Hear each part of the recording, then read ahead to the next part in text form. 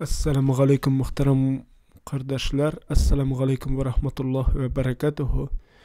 Bugünkü şıgalırşım bulaşak benim Müslümanın kalkanı kitabını okuda. Hazır 122. dığını okuyum. Gajaplendirgende yeki şatlanganda aytile turgan sözler. 213. dığa.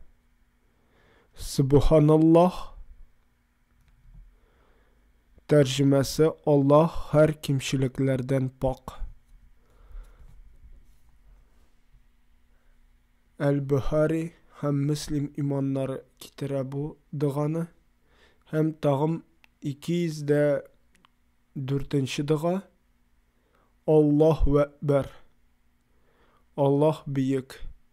Onu kitire Buhari imamı. Esselamu Aleyküm ve Rahmetullahi ve Berekatuhu.